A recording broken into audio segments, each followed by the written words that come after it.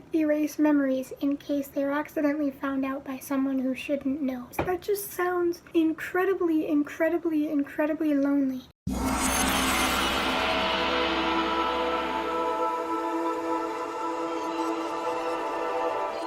Welcome back once again to another bookish review. Now the book we're going to be talking about today is Fruits Basket Book 1.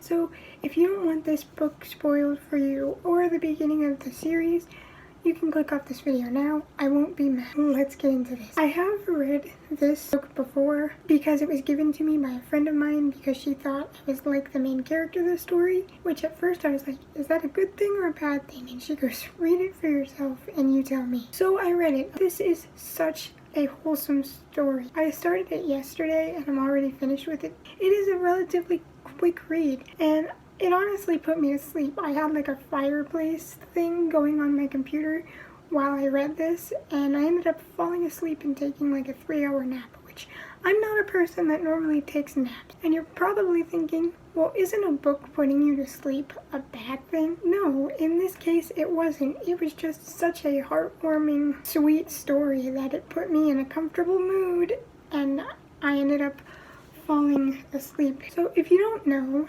this story centers around our main character, Toru Honda. Now, please don't hate me if I mispronounce names or misremember names. I'm not good with names, especially names that are different or that I've never heard before, so if I mispronounce names, I apologize. That's how I said them in my head. Toru Honda is a very polite girl who is always more worried about others than herself, and she's a bit naive and clumsy. Come to find out, she's been living alone by herself in a tent because her mom died a year prior and her grandpa was having renovations done on her house, and she doesn't want to burden one of her 2 friends and end up staying with them. She thinks she can handle living on her own in a tent for a few months while renovations can be done on her grandfather's house. Until one day she ends up being caught by a family that lives in the nearby area. The Soma family, mainly Shigure and Yuki. And they, nicely enough, let her stay in their house. And at first she's like, no, I couldn't be a burden to you. I couldn't do that. And they're like, oh, but we have a spare room in the house and you can just stay there as long as you help around the house.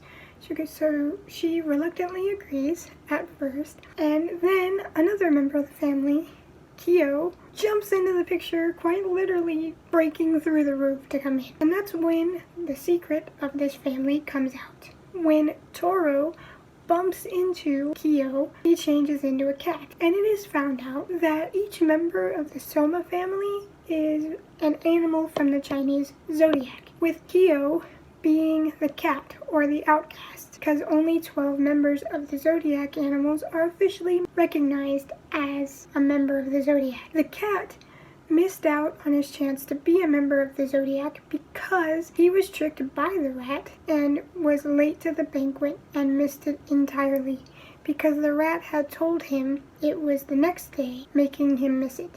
So he became an outcast to the zodiac. And apparently, I didn't know this, but the zodiac was previously used as a time-telling device.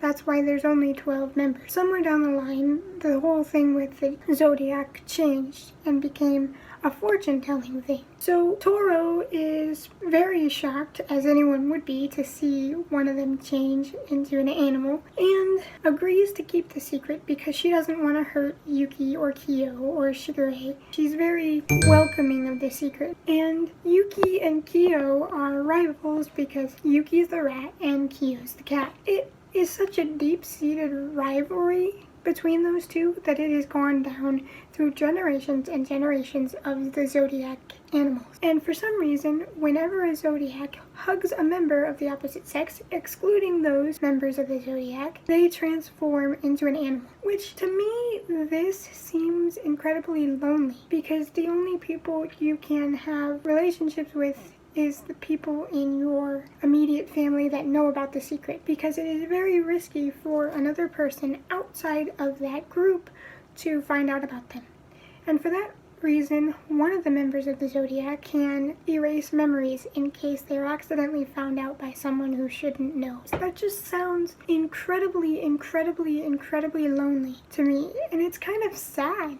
But through all the wholesomeness of like Toro interacting with Yuki and Shigure and Kyo, there's something kind of dark under the surface with the head of the family, Akito. For some reason, Akito is kind of using Toro. He's the one that says, oh, it's okay not to erase her memories because this could be interesting. And he's very, very cold-blooded. Like, one of the members of the Zodiac wanted to end up marrying someone like Toro that had found out the secret and had sworn to protect the secret. He wanted to marry her, Hattori, the one that erases memories. And Akito flips out, just gets incredibly angry. And it's like, why are you mad?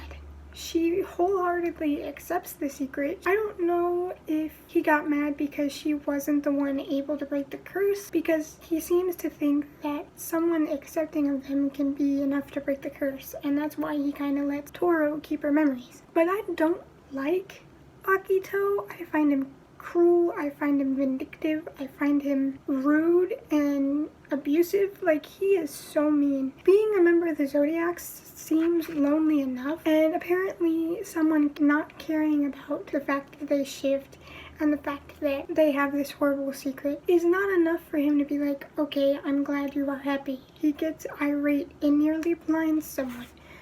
So there is that undertone of like, what's his goal? But all in all, with Toro and her willingness to smile and to help anyone that needs it, despite what she's going through, is very wholesome. Although there are moments where she breaks down and says, no, this is what I want.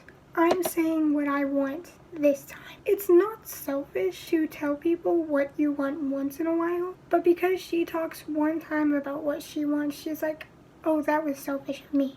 It's like, you are the nicest person. If you want to tell someone what you want one time, I think you deserve that. Your feelings are valid too. If someone or something is making you uncomfortable, it's not selfish to say. Especially if you're someone like her who always puts other people first. Saying what you want every once in a while isn't selfish, and you shouldn't feel like it is. And this story is incredibly sweet. All the Zodiacs are unique and well handled in their own right. I love this story, and I cannot wait to read more and watch the manga.